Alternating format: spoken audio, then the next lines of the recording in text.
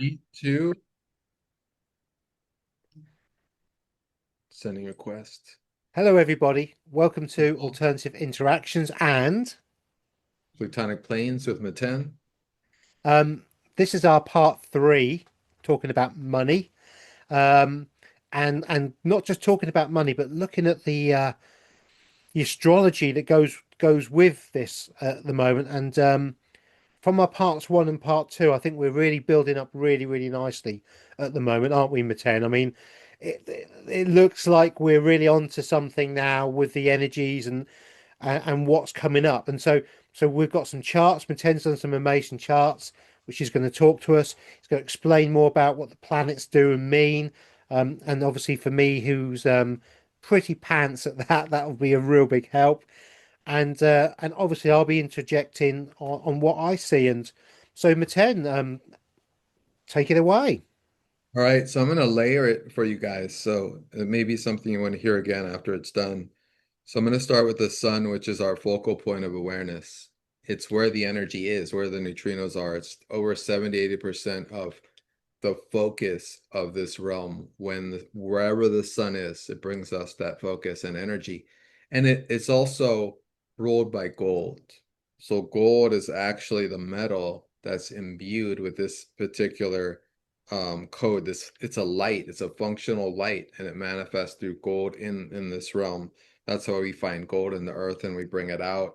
When you wear gold on your person, it expands the aura. It's so powerful. And so the sun is the focal point of awareness, and it brings us our self-awareness, and we represent it by an objective intelligence with our goals and with our will and what we do. And so that's the sun. The other light, the other main light is the moon. And the moon, of course, is symbolic of silver. So silver is also something we find on the earth, but it's something that has reflective qualities. The moon is a mirror in the sky. It takes on the light of whatever planetary aspects are happening and it imbues it, passes it along to the other planets. It moves the quickest. And so it's a quicksilver of sorts. And so the moon is the other main light of reality. Now, reality is coded with 10 different functional lights. Now, as sun and the moon are very important through mundane astrology, which is what me and Gary are doing today, we're framing our particular focus on finance and world politics and geopolitics through this frame of mundane astrology. So in this sense, the sun is symbolic of our leaders. So think about that because we're going to talk about the leaders of different countries a little and these negotiations or wars that are seemingly occurring but may or may not be, as well as the health of our leaders, that they may be healthier, maybe not, or there's conflicts. And so the sun represents our leaders. And when you have an eclipse of the sun, which we're having one this Sunday and another in a couple weeks, what does that stand for? In the past, in history, it stood for the death of the king. And so that's what an eclipse represents. The king of the land is being eclipsed. The sun is being blackened out. And for this moment of blackened out, the king is not in power. And so a secret knife in the middle, the night comes and takes the life of the king. And so now we don't have, well, whether we do or not, it's just nomenclature, right? But now we have political leaders, and the symbolism of these eclipses is still the same. Nothing's changed. So we may see some changes with our leaders. As far as the moon goes, the moon symbolizes for each country our protectors, the protectors of the country, whoever that may be. For those of you who are familiar with that old 1980s reptilian science fiction show where the scientists were vilified. V. I don't know if you ever saw that V. Yeah, I did. Yeah, the Oh, you the did. That's awesome. series. Something I actually watched. Yay! After I said it, I was like, wait a second. Gary doesn't watch anything. Oh, but then you remembered it. So remember in V, like V was fascinating because you didn't know who the true protectors were. Because even working for the bad guys were humans, but they would be secret protectors. You know what I mean? They'd still like help the humans on, on the undercover. And so there's a name for that that came out in the new V series, and it was called the fourth. There's a symbolic name for those who help undercover. Anyway, it's just fascinating idea. So I say that about the moon because the moon represents a protective intelligence, almost like an egg, something that keeps us safe. You know, it's our moon sign. It's how we feel safe doing things. It's where we come from. It's our mother. It's symbolic of the mother. And so in different countries, you know, that's represented by whoever that is. In some cases, it's the mothers, it's those who feed us, you know, it's the food manufacturers, you know. In some cases, it's the police, you know. It's very fascinating. Okay, so moving on. Um, I want to also say that also represented by the sun, and this is arguable, so we don't know yet for sure which, but some say that Bitcoin is ruled by the sun. Some say it's ruled by Saturn. It would make more sense that it would be ruled by Saturn because it's based on Fibonacci sequence. It's not crystal code. It's not, you know what I mean? So it would make more sense. Now, moving to Mercury, Mercury is about when we see it's the messenger of the sun.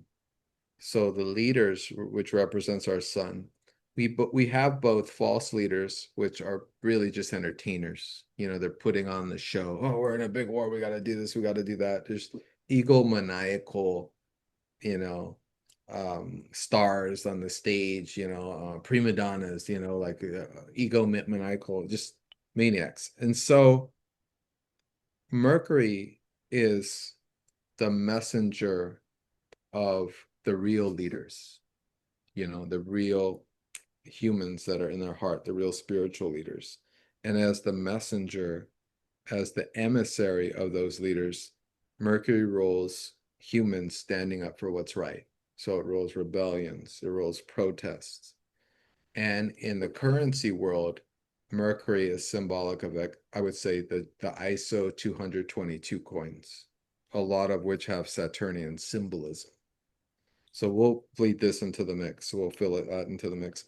Mars is symbolic of the military, the defense, security of each nation. Jupiter is one's own personal law that one needs um, to respond to one's own personal law, and it stands for the law of the land as well, the courts, the judicial systems. Saturn rules the legislators, the executives, the punishers of this realm. So Saturn's the judgment on things, the final judgment for this particular realm. Uranus, these are now the planets that are unseen by the naked eye. So their interruptions are more surprising and shocking and unpredictable. And so we have Uranus, which is symbolic of revolutionaries, innovators, inventors. We have Neptune, which represents navy and sea power. And we've seen some of this recently with some interesting moves to prevent the BRICS nation from getting any bigger, which me and Gary will go into. And then we have Pluto, and Pluto represents and rules reformers, transformers, and destroyers of reality. So when something needs to be brought down to its base level and re-purified and recreated and rebirthed and phoenixed, that's represented by the planet Pluto. And then a couple other definitions that you'll hear me talk about, and I've been talking about all year, so most of you are familiar with it, is the Aries vortex. Aries 0 degrees, Aries 2 degrees. And Aries vortex is a transformation that's occurring, that occurs every 50, 60 years. Usually when it comes together with Neptune and Saturn, it symbolizes either the end of some kind of control ideology or the end of a control ideology. Usually it's communism. And for this present moment, we're dealing with the possibilities of a digital surveillance type of communism coming about. And this finalizes in February of next year. So I'll be continuing to talk about the Aries vanishing point or vortex until next March when it fully comes into being and solidifies itself. with all our goals of, because we're all going through our own Aries vortex goals. And then which is part of the Aries vortex, but adds in a sextile with Uranus and Pluto, which creates a midpoint, which is the Aries vortex. That's called the magic triangle. It's a minor grand trine. It came about July, and it's going to be hit over and over again until next March, and even further out, of course. But and that these are the signifiers of huge vortex shifts in the way that the financial system works and the way world power is working. And this is why Gary and I have focused on financial crashes, because the financial crashes are like, if you can imagine, all the languaging of money is like, it's all what's the term? It's all nautical language. It Yeah. has to do with waters and Maritime. maritime law. And so it's the currencies, right? The currencies that we're talking about. And so what it is that these vortexes, these even with what we're saying, financial crashes, what do oceans do? What do waves do? They crash. And so this is what it is. And I'll stop there and let Gary respond and share, and then we'll go into our first chart, which will be the eclipse that's coming in a couple of days. Yeah. Or, Yeah. or should we start with the the the the Virgo, the new moon in August? Should we start with that one? Yeah. I mean, yeah, because I mean, the new moon in August, I think, is setting us up um, for the full moon on the 7th, which then takes us to the next new moon, and the duality of the two new moons in Virgo, fundamentally, because the new moon just kicked in, I think, just into Virgo on the cusp of Leo, didn't it? And I think the fact that we have two new moons in Virgo at Sure. this period is very, very key.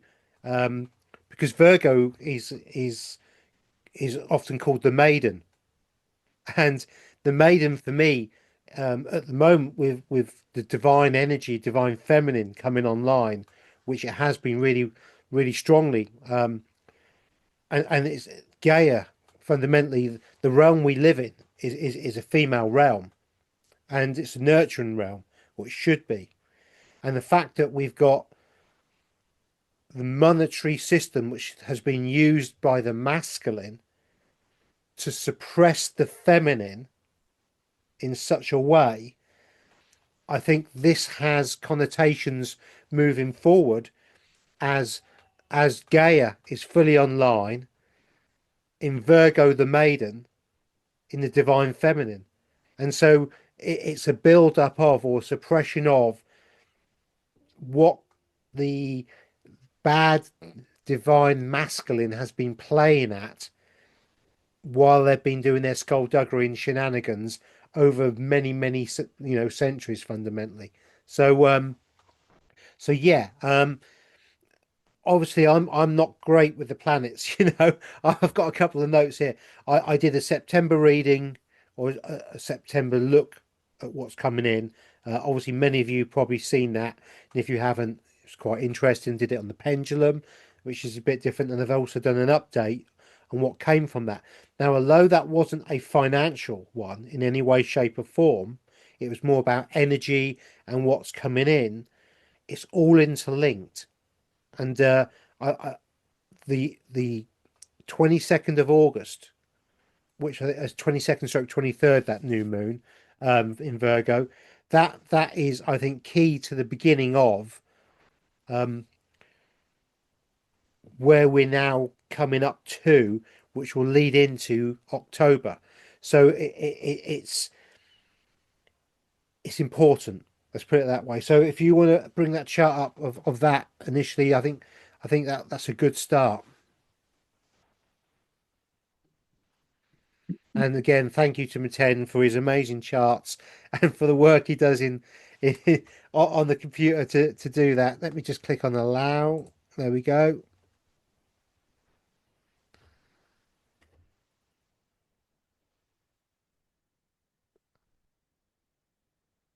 Okay, can you see it here?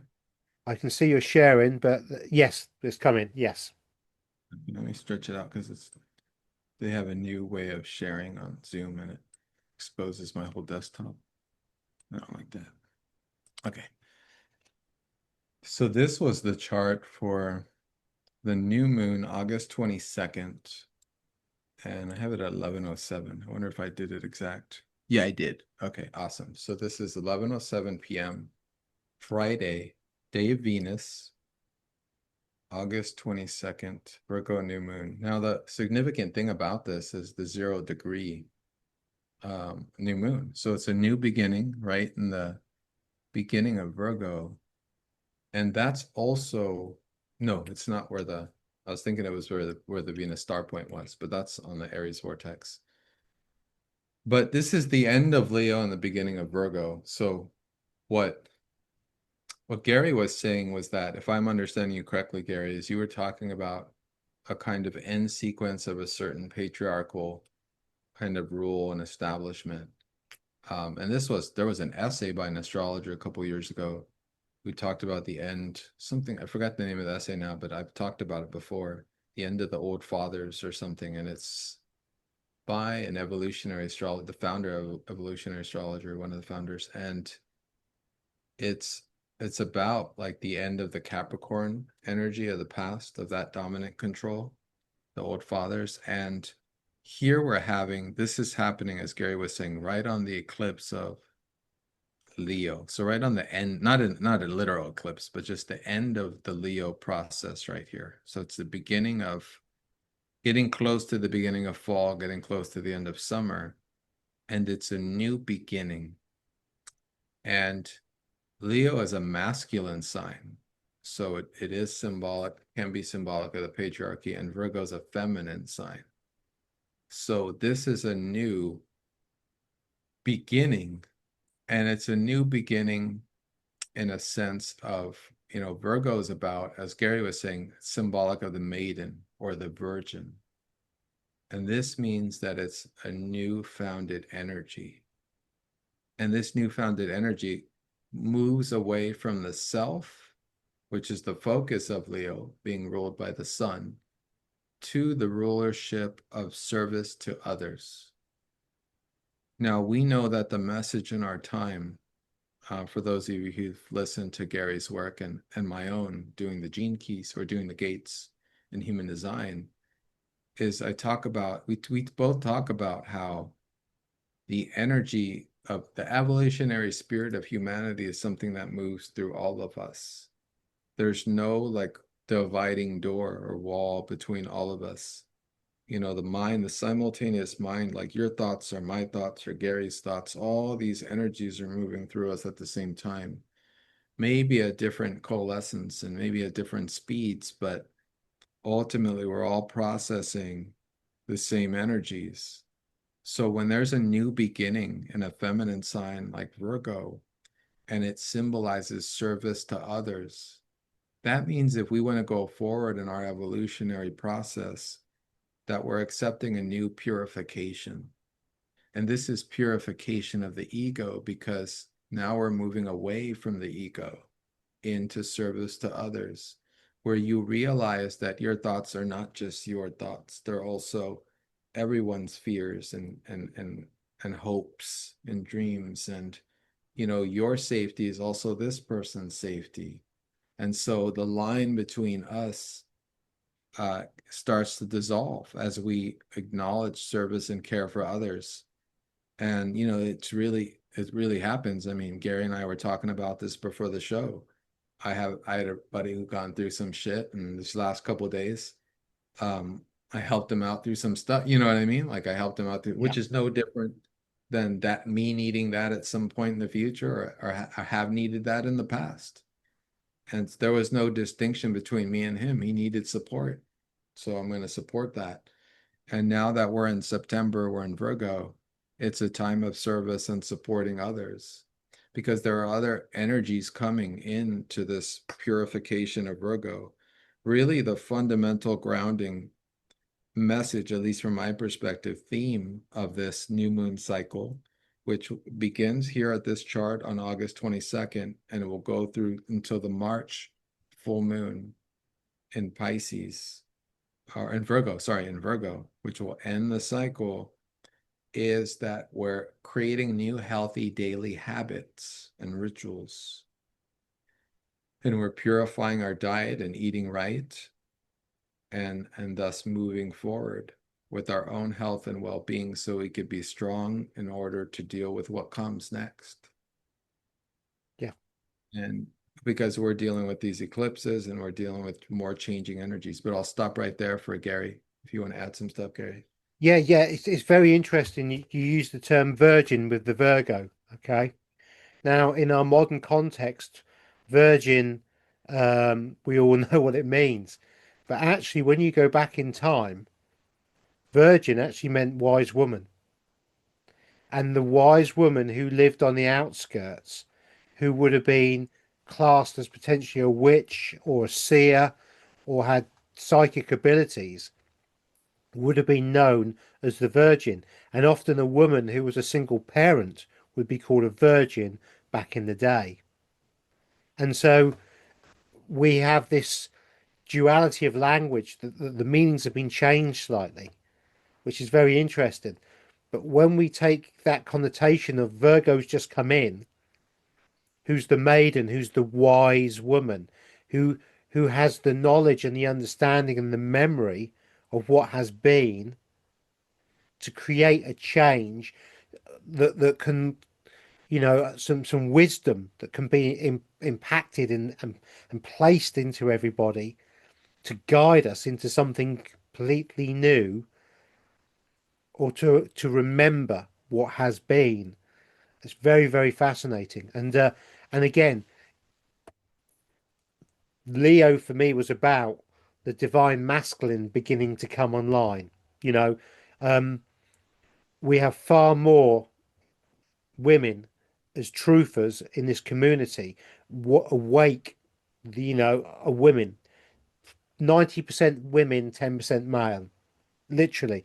And although you don't see that on YouTube or anywhere else, perhaps because you know you see men on YouTube doing their truth stuff, but actually, the reality is that men are a small percentage, 10% of what makes up this movement.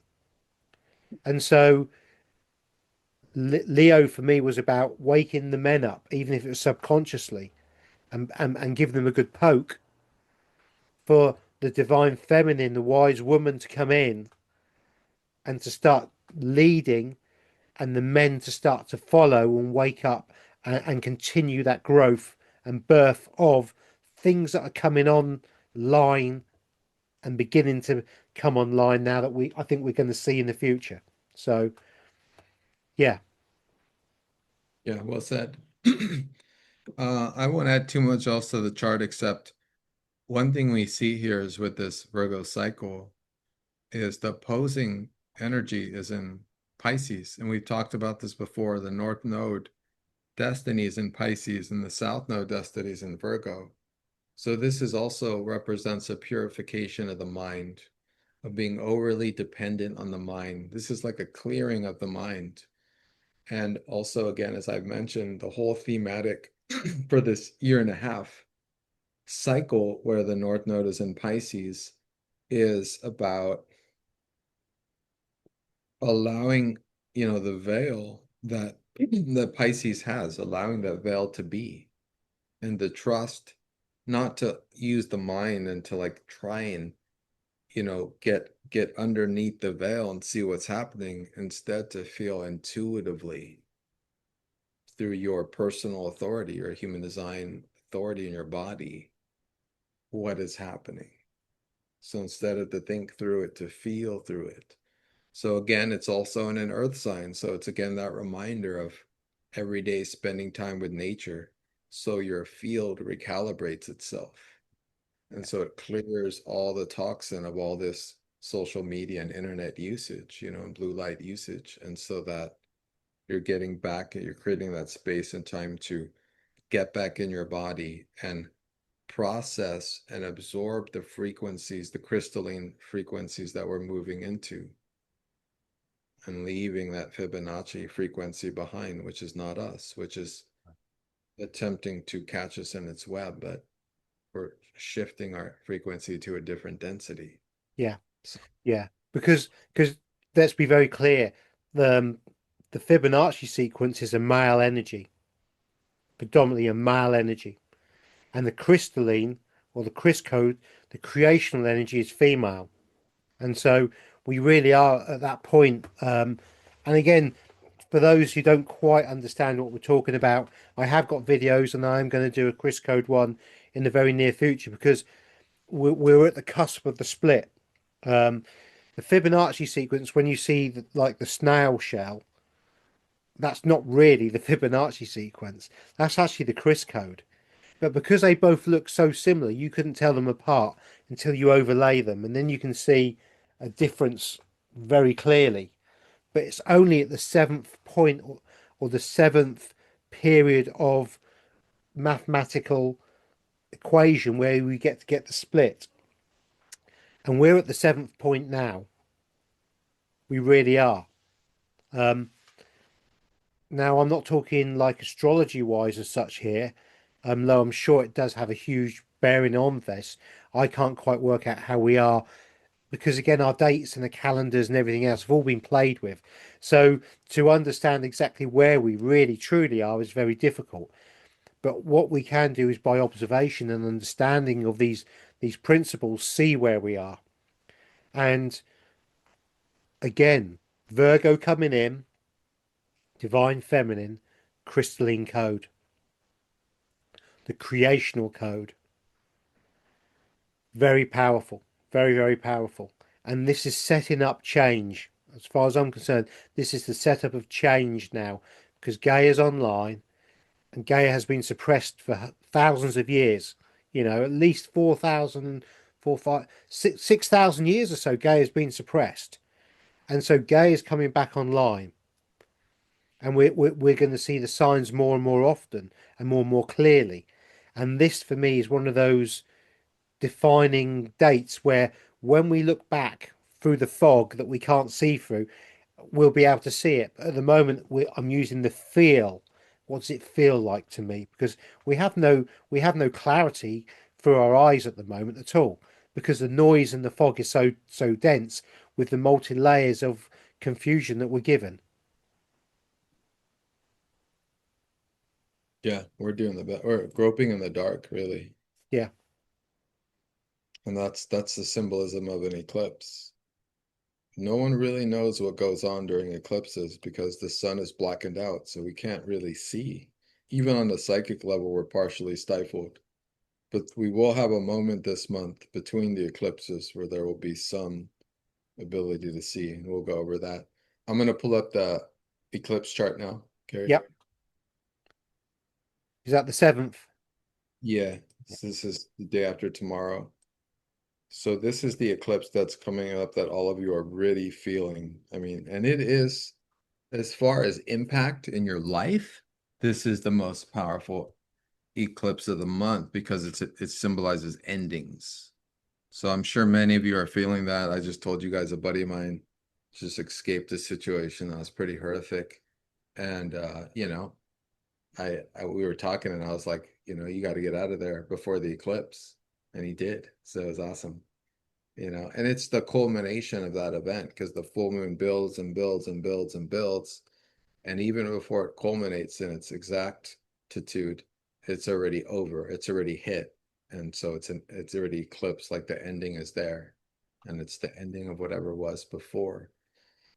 And so that's what it is. And in this chart, what we can see here is this is for Washington, D.C. And let me see if I got the exact moment of this eclipse. This is right before. This is maybe an hour before. You could see the moon at 14 degrees and the sun at 15. So this is right before. Sometimes I like to do charts like this right before the hit. And so this is one of those moments, and this is in Washington, D.C. This is 12:25 p.m. So it'll hit around 2, maybe 2 o'clock, 2, 3 p.m. for Washington, D.C. time. And then you guys could change that for the wherever you're at. And so what you can see here is the moon is right there close up to the North Node in Pisces. So the moon's given us the message of what Gary said, following the intuition, trusting how we feel, and feeling the sensations in our body, knowing how we feel, checking in with ourselves. And Jupiter, and the moon represents again our protective intelligence. So, we're taking care of ourselves. We're feeling what we're feeling and allowing ourselves to feel it no matter what. And then Jupiter, which stands for our personal law and the law of the land, is in Cancer. And it's in trine with the eclipse. So it's working with it. It's expanding that protective nature. So take care of yourself during these eclipses. Usually traveling is a little during eclipses, so be extra careful. And traveling is symbolic of Mercury. And we see Mercury is, and also the ninth house. And that's where Jupiter is, giving its blessing in the ninth for this period of time. And then Mercury, we see that Mercury is close to the sun because it's slowly moving towards a Cazimi with the sun on the 13th and 14th. But that's not yet. So what we have in this eclipse right here is we have Virgo and Moon, the same tension we've already been talking about. This is the tension between the mind and your feelings. And here the feelings wins out. It's important that the feelings win out because the mind will just take you over and take you to other places out of the body. So remember to breathe, come back into your body, into your protective intelligence of the moon and the North Node. That will win the battle for this time. And you could see there is a square in this chart between Jupiter and Mars. So tempers could fly out of control. Military situations could occur. With Mars squaring Cancer, we do have some military events occurring geopolitically. And that's Mars overreaching itself, doing too much, right? Jupiter's like just wants to expand, and it touches Mars, and Mars overreaches itself. The military is trying to do too much in different countries. It's trying to bully someone over here in this country. It's trying to bully someone over there and make it look like they're threatening to do this or that. So things are destabilizing during this cycle because Mars establishes its boundaries. Mars is the military saying, you can't go further than here. This is our territory. We don't want you to do this. So we're going to come in and we're going to bully you, and that's what's going on. Gary, you want to add to that? Yeah. So I want to put a little bit of context on that and on some real world things that are actually happening that we can observe from this energy. Okay. So I think it's really important that if we kind of put some context into that of something that's happening and something that we can see and something that makes what Meten expertly and really cleverly and clearly expressed in the context of money this time. Okay, we have had an issue with America and India. America wanted 50% tariffs on India and started to push India. Now, India is part of the BRICS nations, which again is very, very key to what's going on at the moment. Um, it's a background thing. The press don't talk about it, but this really is a big, big thing. So India is one of the founding fathers almost of the BRICS nations, hence the I in BRICS. And America is obviously trying to redefine its position in the world at the moment because America is fundamentally in trouble. The fiat currency is dying rapidly. Now, India were pushed too far by Trump and he hurt their feelings. And so what did they do? They ran. Literally, Meten said it, it's like, oh my God, if he just said, America overstepped the boundary, upset India's feelings, and so they ran into what was comfort. They got the comfort hug from a source that was not necessarily expected, which was China, and we have the SCO meeting, which is the Shanghai Cooperation, I think it's organization or something like that, but the SCO happening in China. And so for the first time in 7 years, seven again, it's always an interesting number, seven, we have the Prime Minister of India stepping foot in China, meeting up face to face with the Chinese president, but Putin as well. We have, all the big players really of the Shanghai Cooperation, but we also have additional nations. There's actually 24 nations in the Shanghai Cooperation meeting that's been going on. And you could really see the build up to this energy at the moment was created such a powerful meeting and such, which will potentially be a very, very fruitful meeting for these 24 nations. And these 24 nations represent 40% of the world's population. So this is no small meeting. And although that's not BRICS as such, the duality of many of them being in BRICS, and certainly all of these nations being able to trade in BRICS, which means, and trading in BRICS means they're not trading in dollars. This is a non-dollar, non-SWIFT compatibility. Pound, euro are not compatible within the BRICS system. These are nations forging relationships out of the bullying and pushing of and finding comfort in themselves, which is exactly what the chart is now showing. But obviously we have the build up to that. We have the energy builds, and that building up of the energy has created what we're now seeing, which is really, really fascinating. Now, I'm going to go a little bit further with a little bit more information regarding India, because I think this is really key to us moving forward with the dollar problems that we're going to talk about a little bit later, because the dollar, the pound, the euro, that they're in big trouble. India, because of the bullying, and it is bullied by America. And remember, and this is, I'm not having to go at America. This is just how I see it. This is just the information that comes up. Okay, America has 4.3% of the world's population, and America has put 24 countries together via its tariff systems and the use of the politicized use and the weaponized use of the dollar, pushed them together with the BRICS nations, pushed them together to create something that is tariff free, sanction free, and that allows them to trade freely without having to use dollars. Now, India has just started selling its USA debt bonds. So for countries to trade with America being the reserve currency, they tend to have to hold reserve. The money they make, they tend to buy the reserve dollar debt bonds so that they have a balance, or they're in the good books of America. And this allows the trading of and the monetary systems to flow.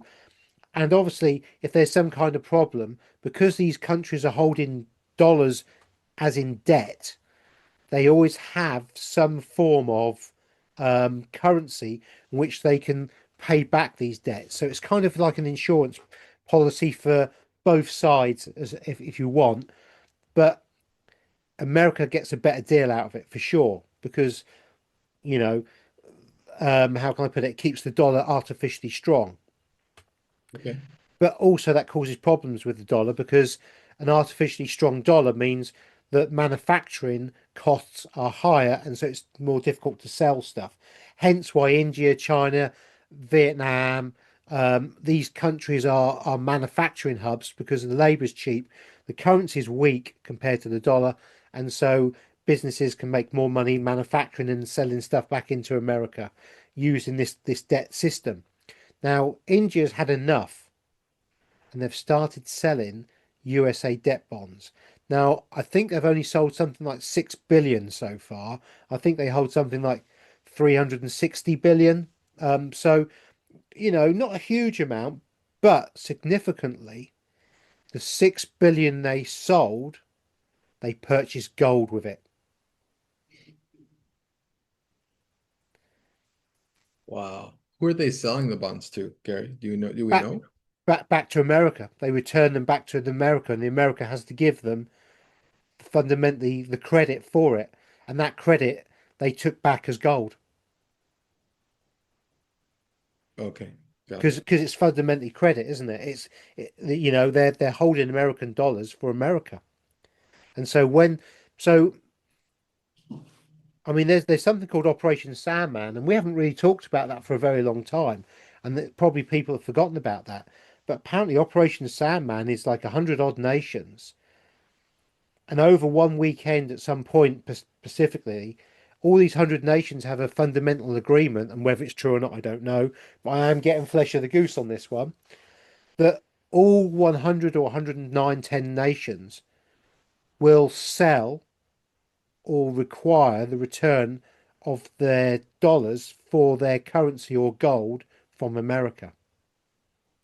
And so that would literally flush trillions of dollars worth of cash straight back into America, devalu- devaluing the purchasing power of the dollar overnight, creating hyperinflation, and America would collapse within 1 week financially.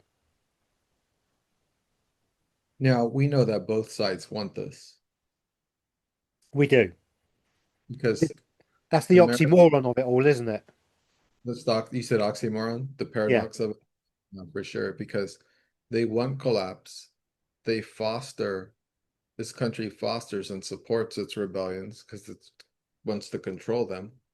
So it decides where and when it wants a rebellion, it wants destruction or purification of an area. And it wants a financial collapse so that it can what? So that it can reset.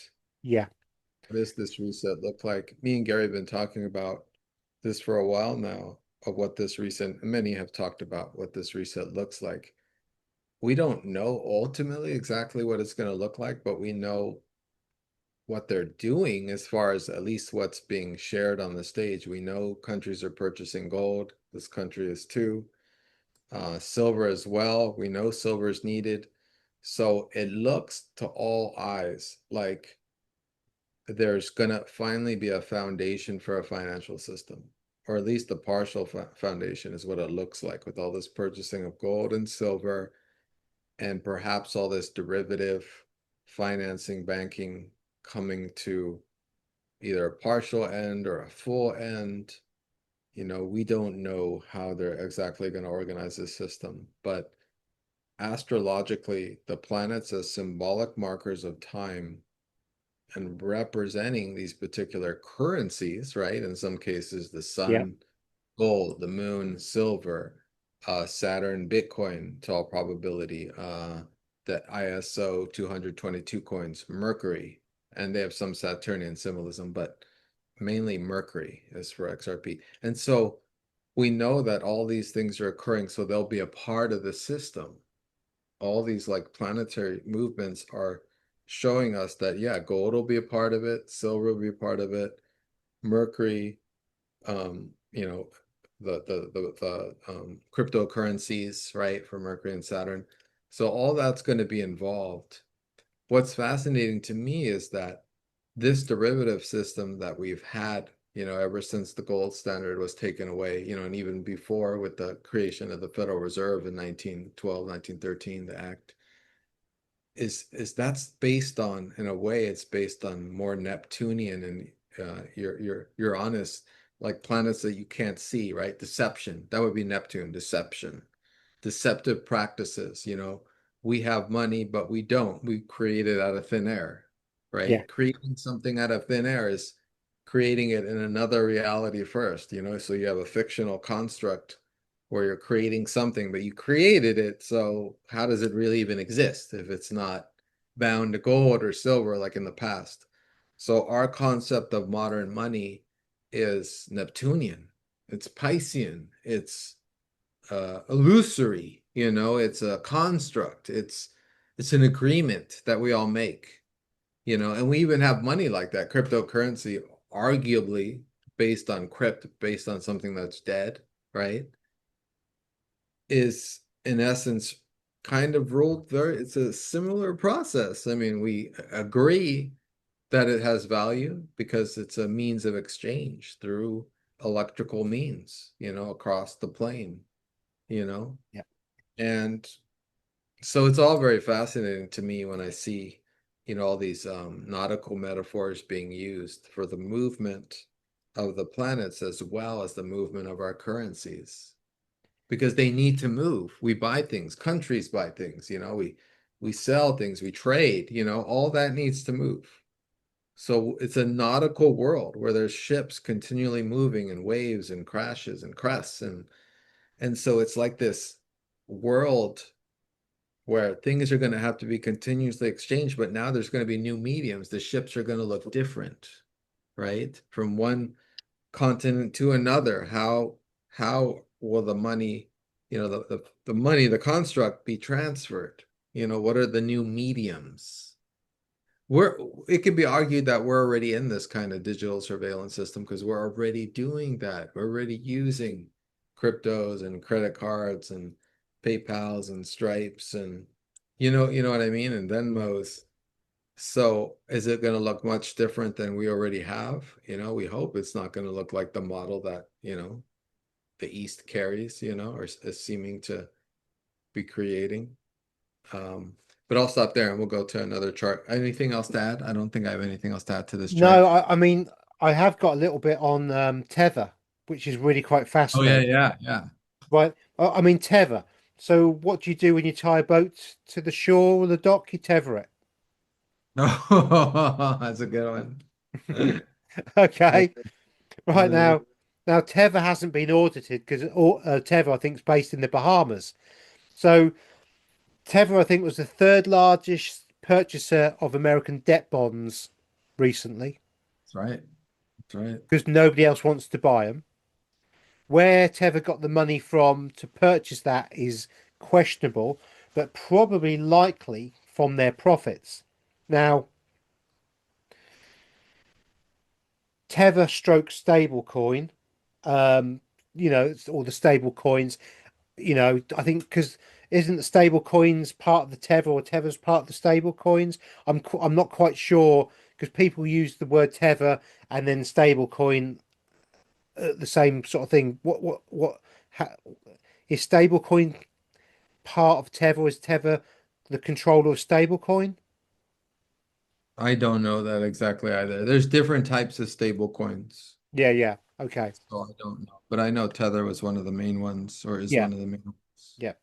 So, but Tether's really, really strange, right? Now, we're talking about Bitcoin, Tether, whatever, okay? And they're Bitcoins, they're coins, and they're a derivative of gold stroke silver. They're That's just right. another, That's right. You had said that before. Yeah, let's do it. That's yeah. brilliant. Go So ahead. Go so ahead. so that they are just fundamentally another form of fiat currency, a creational currency out of nothing but hopium because they're not backed by anything. But this is the kicker, right? Tether is now owns US treasuries. So in effect, Tether has dollars being stored within itself or as part of its control mechanism where it can go and cash those dollars in for whatever it wants. So is Tether really a coin? You know, is it really digital?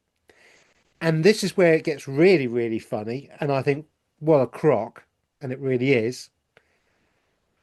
In Zurich, Bitcoin, not Bitcoin, sorry, Tether, in Zurich, Tether has a bank vault with 8.7 billion dollars worth of gold. So they have physical gold in Zurich that they're holding. Now, you could say that's great because in the future, if it all goes tits up, they actually have some physical, real money. Okay. But I thought we are talking digital. I didn't think we are talking gold. I didn't, so what way do you want it? So even digital coin, a company like Tether has reverted back to gold because the owners of that company know that when things crash in Zurich, they have a nice nest egg where they can waltz in and take hold of something that's physical and not in the metaverse and walk out very rich people. And that's the way I see it, cynical as I am.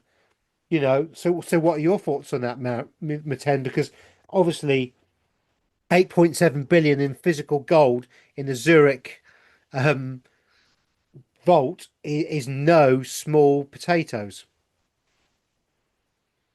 It just reminds me of an analogy of like, think about it like this. This is fun. And this works for any system. It's like, think about baseball cards in the 90s, right? As they were 80s and 90s, probably around before they super saturated the markets in the 90s. In the 80s, baseball cards got really popular, okay? And at some point, certain cards, were building in value. And they were older cards from like the 70s. And these cards were building and building in value. And, there's people that own the baseball card shops, right? Now, what do you think they had in their safes? Do you think they had cash money or do you think they had baseball cards? You see what I'm getting at? People were trading baseball cards as if it was a currency, exchanging them. Oh, this is my favorite baseball card. Oh, you got that rookie. I want that one. I want all the, I want all the players on the Mets. I want all the rookies. You know what I'm saying? Yeah, It's an analogy for like a new financial currency, right? So baseball cards among children, among kids, high school kids, elementary school kids mostly, it became like a game of money and value, right? And fun. And but we know that the owners of the baseball card shops, now that I think about it, back in the 80s, they had their shops, but they had money in the safe. They didn't have baseball cards. no. And maybe there was some ancient, or some older mint Mickey Mantle or Hank Aaron rookie cards they had, that were worth a lot. But when it came down to it, after a while, those baseball card shops closed. There's still some open here and there to this day, with comic books and stuff, but ultimately, there's not that many around. It's not as popular as it was.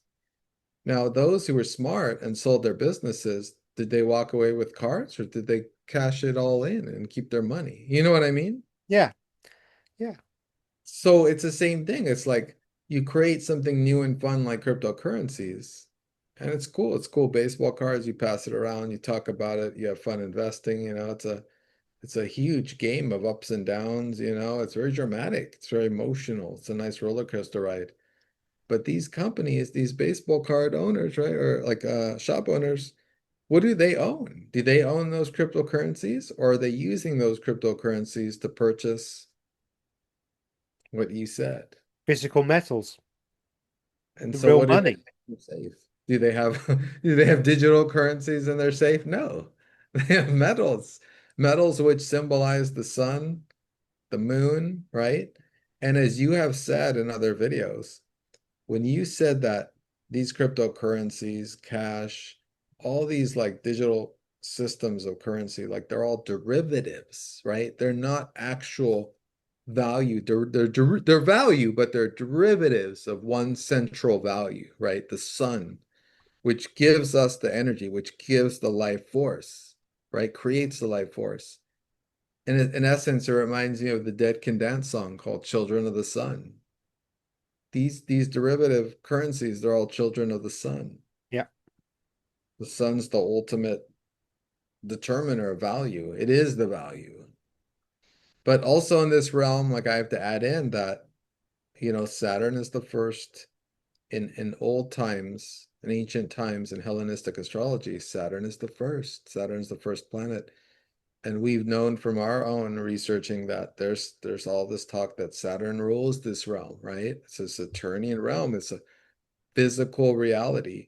The sun is like a gate that allows in the light for the souls to animate in these bodies that are ruled by Saturn. So the soul is ruled by the sun, but the bodies, how this realm is physicalized, is ruled by Saturn. So that's why we also have Saturn coins and Saturn symbolism, because the metal that Saturn rules is lead. And lead blocks out the capacity to spiritually see. It blocks out the third eye. You can't see, you can't feel beyond a lead wall. It it it guards frequency. It stops frequencies from moving. So I'm sure I wasn't that clear, but it's just a metaphor that's coming out right now as I'm talking about it. But that's how I see it. It's very fascinating. Yeah. And And and the insights of it being derivatives, you and know. lead that blocks out all of that is actually solidified uranium. Interesting. So something is always from something else. But the source of lead is uranium, and if you don't have uranium, you don't have any lead.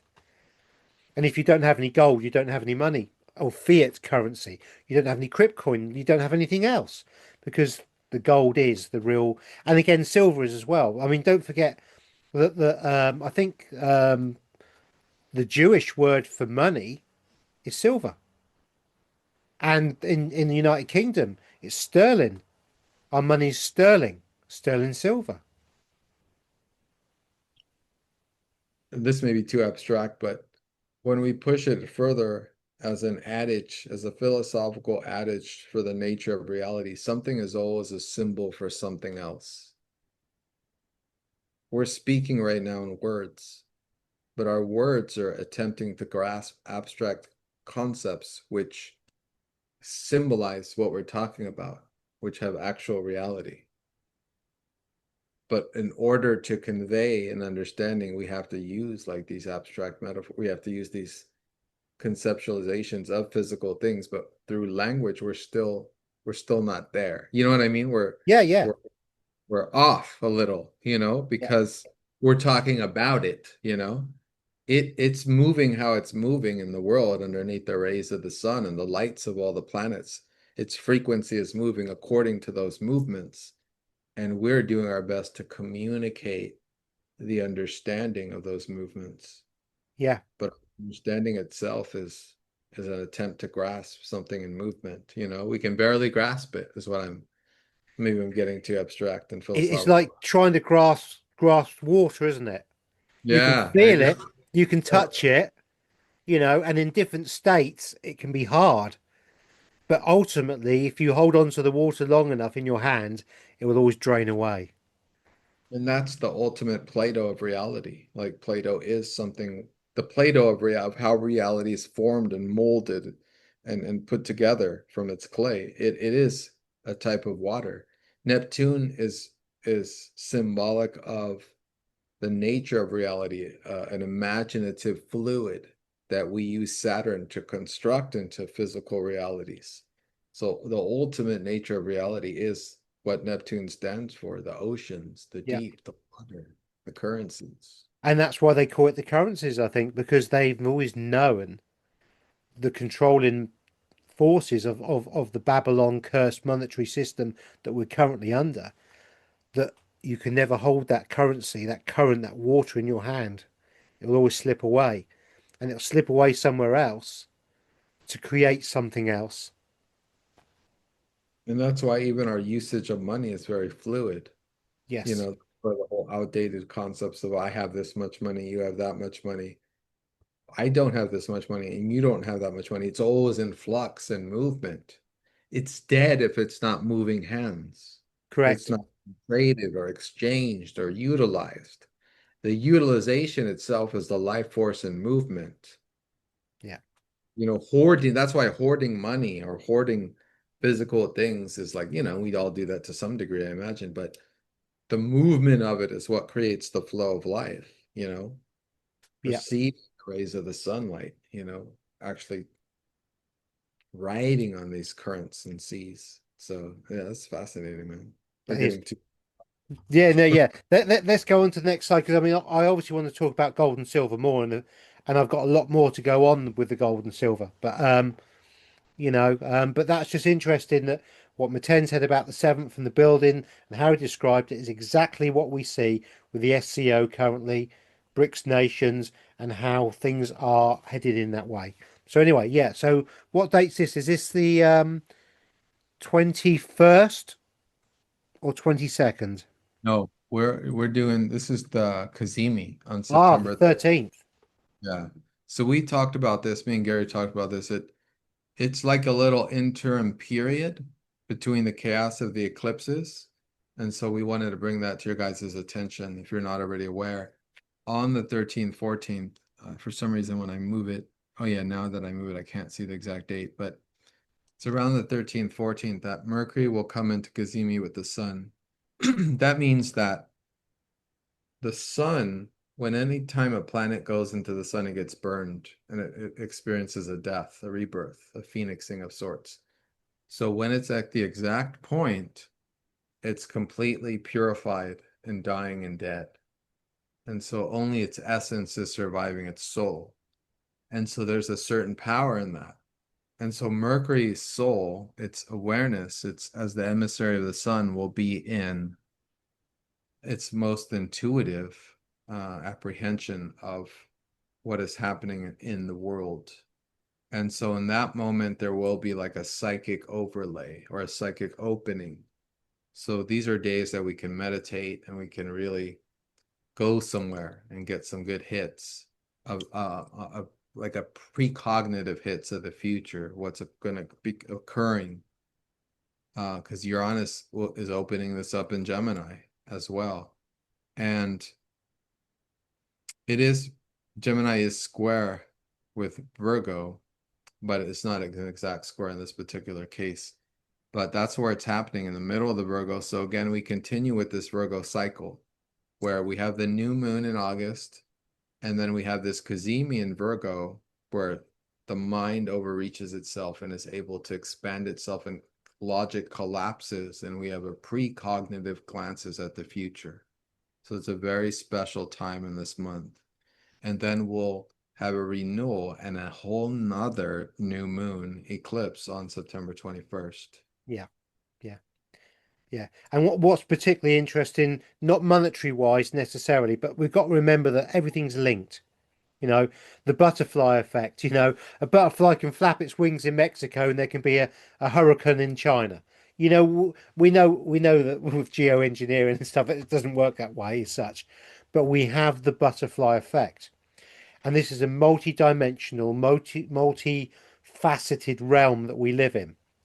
And fundamentally, what we're looking here is an expansion of seeing something.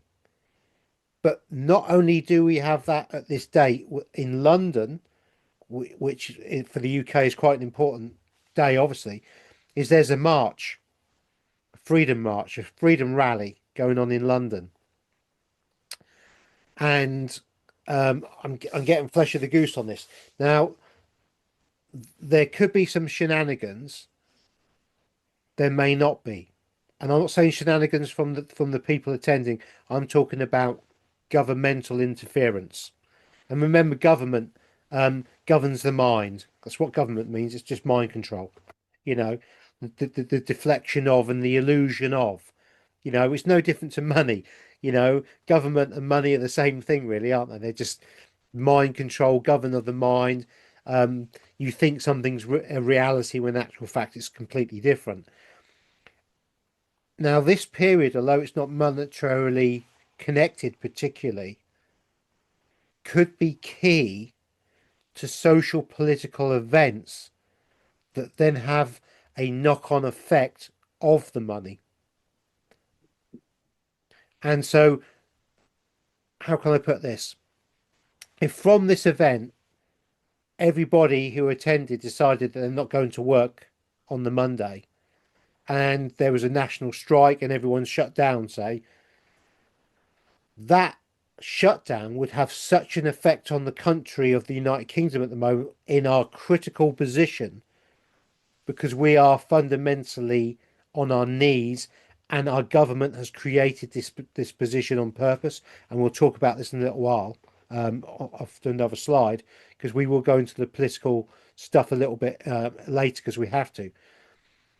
But the ramifications of these low big effects in the personal, but little effects really when you take the global or the realm wide connotations of it, mean that this could create ripple effects that we can't quite understand, but are very, very important, especially when it's freeing the mind.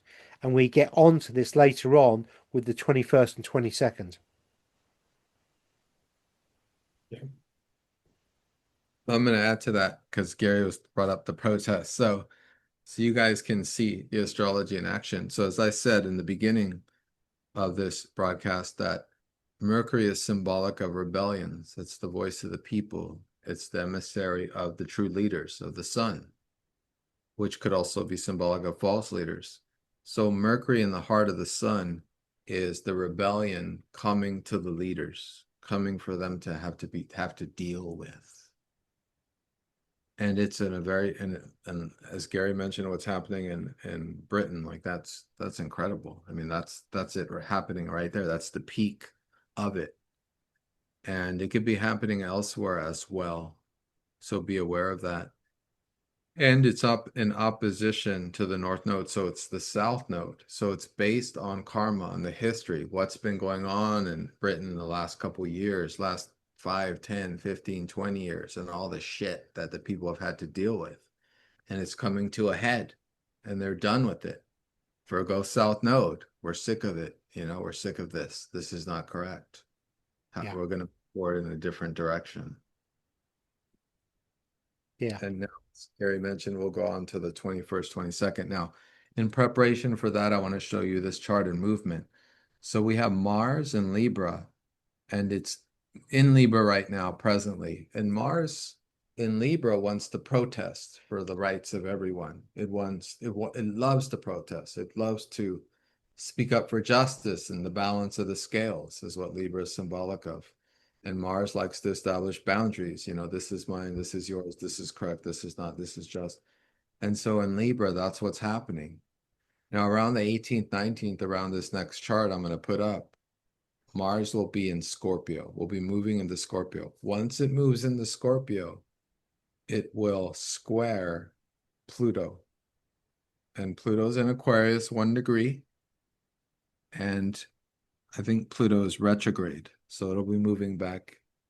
I don't know if it'll go as far back as Pisces, maybe. But regardless, once Mars squares Pluto, there will be total war on some levels. Because every time Mars meets Pluto in the sky and inside of us, what that means is that there's an opposition, there's a tension, someone gets in your way, and there's a battle. And Mars versus Pluto is kind of like Mars is establishing boundaries, and then Pluto's like, what you're doing, you don't need to do. We're just going to destroy it all, and so there's different agendas that come into relationship. And some people take this side, and some people take the other side, and some people take the position of the observer and just observe what's occurring. But there will be geopolitical boundaries made and created. And think about that in line with the eclipse, another eclipse that's coming on the 21st, symbolic of our leaders and being eclipsed. Could there be a death of a leader this month? I mean, that's the symbolism of an eclipse. So we'll see. So I'll pull up the next chart if you want to add to that at all. no, no, that was perfectly put, much better than I did. No, I don't think so. Okay, so let's stop share. With my red glasses, I can't see where it says stop share because it's in red. I should be able to see red with red glasses. I don't understand. Okay, so let me put the next chart. So this is September 21st. This is the final eclipse of this year. And this one, the eclipse we went over was a 15-degree Pisces eclipse, conjunct the North Node. This one is in Virgo, and it's 28, 29 degrees. And it's going to be opposing the Aries vortex. And so this is something really intense. What the heck did I just do? Can you see anything, Gary? I can see your screen, but I can't see the chart. It's because I didn't make the chart big. That was the problem. Okay. Give me a sec to make the chart big.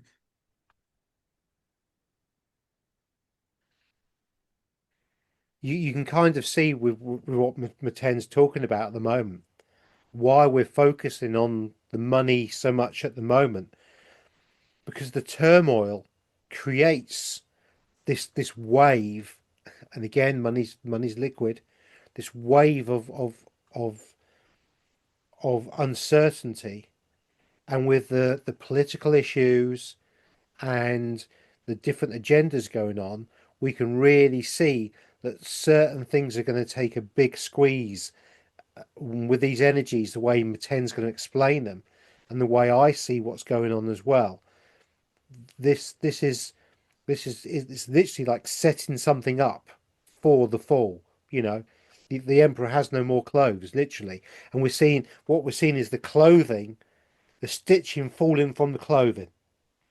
And I'm not saying the clothes have quite fallen off yet, but they're coming down. So you guys can see this tension right here. It looks like, I love the shape. It's like a diamond almost, or some kind of hexagonal shape. So you could see here's the eclipse, which is another new moon, again in Virgo, but instead of the beginning of Virgo, this is the end of Virgo. And I forgot to mention before, but in the first new moon that was on August 23rd, some of you may have noticed that I had the asteroid Requiem, and it was right at 1 degree Virgo. So the whole new moon cycle has the asteroid Requiem. Requiem means death. So just another layer of meaning and symbolism here.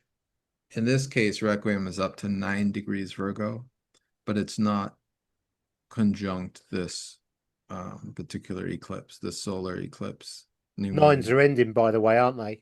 Numerically, nines are endings. That's right. That's right. So Requiem is at 9 degrees. The ending is at the ending. And it's a ninth month. September is the ninth month. Probably not its real number, but you know what I mean? Yeah, yeah, It's yeah, yeah. fun. And some other things to see here is, so we see, you see here, there's this opposition with the Aries vortex, the Aries vanishing point, and the full moon, the new moon eclipse. So it's a new beginning that is in oppositional tension with where everything is now emerging from. So, you know, the new digital financial system is trying to come into play. And this new moon is a new way, and it's in tension with it. So it's in opposition. So there's a fight that takes place. And so this fight is taking place between, we want to do this new financial system and this new purification of service to others, you know, the Virgo symbolism, caring for others, and discrimination, you know, doing it right. Okay, maybe we'll do it, but we got to do it right. And we got to do it with the people in mind, because another thing I forgot to mention is the fixed star Regulus was also conjuncting the first Virgo new moon, which is a star of royalty. And now that it's no longer in Leo, the fathers, you know, the masculine, the patriarchy systems, it's moving into Virgo. So a system that's more, you know, more in service to mankind, you know, to the feminine awareness of the earth, of Gaia. And so what we have here then is this tension, this opposition. And you could see the North Node in Pisces is not too far from the Aries vortex there. And so that means the South Node in Virgo is on the other side as well. And you could see right there, Mars is 29 degrees Libra, not quite in Scorpio. So probably around the 22nd, 23rd, and Gary had some intuitive hits in his recent videos around those dates. And those are the dates when Mars is going to go into Scorpio. Once Mars goes into Scorpio, things are going to be set off. Because as you can see, That's going to be an exact square to Pluto. And you can see that 90-degree angle right there. And that tension is also going to be, let's see, what else? We have Venus is going to be at the original new moon point at 2 degrees Virgo. So expansion will be happening with the imprint of the old cycle as well. And Venus is our finances. So Venus is on the new moon, so it's a new perception, a new way of our finances as well. So all this is connecting, and Jupiter and Cancer's very exalted there. And it's playing into this as well because it is in square with Mars, but that square is waning. So I had already brought it up in the Cazimi, but now it's waning away, and Mars's focus is going to be total war with Pluto. And so sides will be taken, and we're going to see some more fireworks at the end of this month. And that will translate into economics because war is economics, Yes. So go ahead, share, Gary. Yeah. So obviously the 21st, it's new moon, solar eclipse in Virgo. And it brings in the potential wave of change, doesn't it? Yeah, Now, it's a new moon. Mars is in Scorpio as well at that point, isn't it? I think. On the And 22nd, day after, yeah, yeah. yeah, 21st, so 20, it comes in, it's on the cusp. So for me, it's cutting through the noise. And what do I mean by that? When Meten says there's two sides, it could be conflict. The conflict could create the veil to fall, or the last stitches of the emperor's clothes to fall, and people could see, and they might get clarity on what's going on, to see what's really happening behind the scenes. So this has got for me a lot of potential for that wave of change to begin, because the noise is not going to be there. It's not. They're not. How can I put it? It could almost be like what the people are seeing. They suddenly get that glimpse of reality. They suddenly get something that's tangible and real for the first time in their lives. Something that could have happened in the 13th of March. There'll be a ramification, that ripple will come out. And from that will create the doubt and the, oh my God, and they're going to see things. And I think politically, they're going to see things that they're really not going to like. Um, I didn't see it myself today, but we were out today having a lovely day, myself and the Wizard of Oz. And we were sat there having a shandy on a pier in the coast in Cromer, beautiful day, catching the sun, beautiful.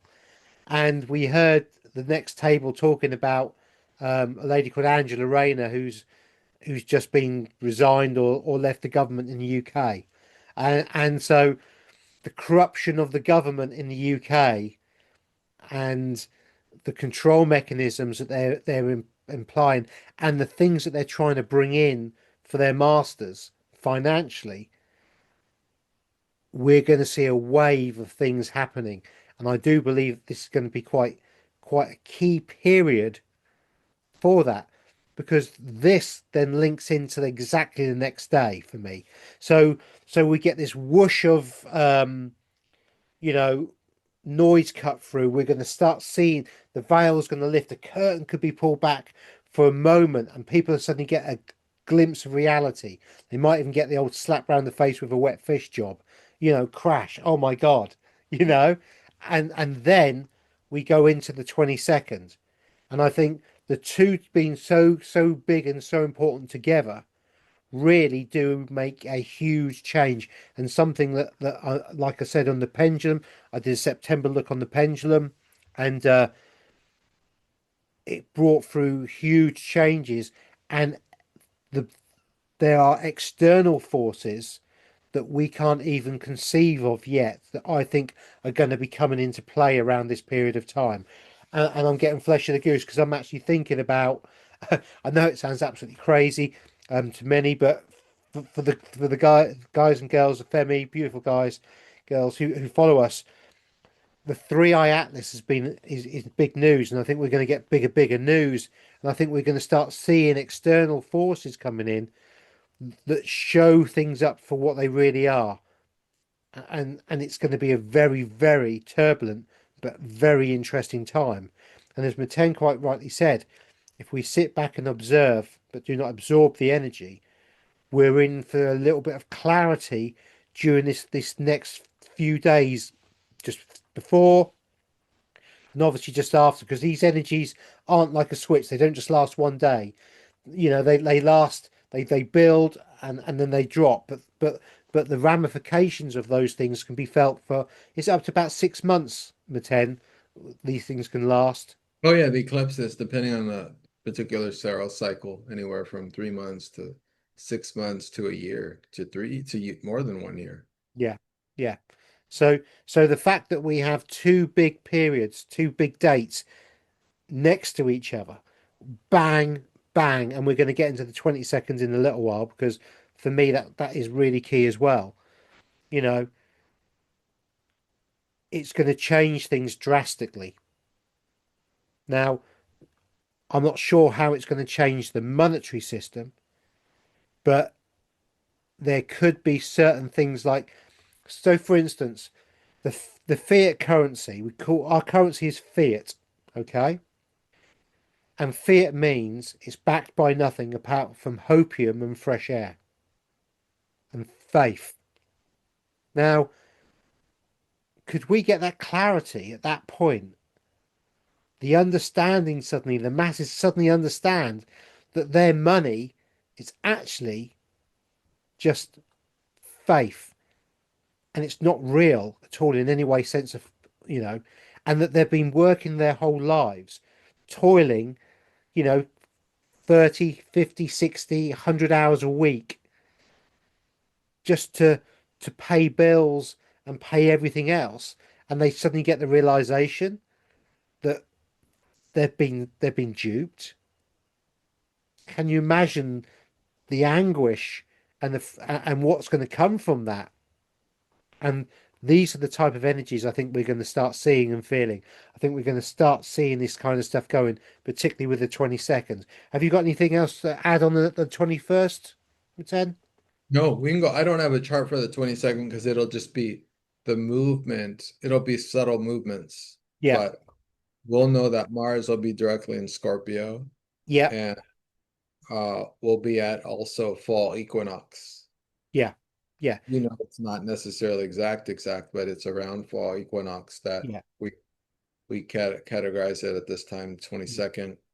And that's a huge shift of the energy, and everyone knows that, you know. It's the beginning of the fall, right? And what do we look at? What happens during, I mean, need I go over it? I think maybe I can even go over the list. I found my notes on our original financial collapse video, and all the collapses and falls, and during the falls, that such volatility of markets was made evident. And the planets bring in different energies in relations. Uranus brings in the shock waves. Neptune um, is exposed for its illusions. Pluto destroys the entire market, and Saturn brings in the reality check. This is the harsh reality check yeah, of what's happening, what happened to your money all your life and your savings and your job, and we all know all this is in limbo, all this is being thrown up into the air, and who knows where it's going to land. yeah, And we have this whole other integrated aspect that the planet seemed to be constructing these models of humans we call machines, and these computers that we're using are models of us, replications of us, monitors that replicate our ability to see and gaze and take in. It's taking in our information right now as we speak.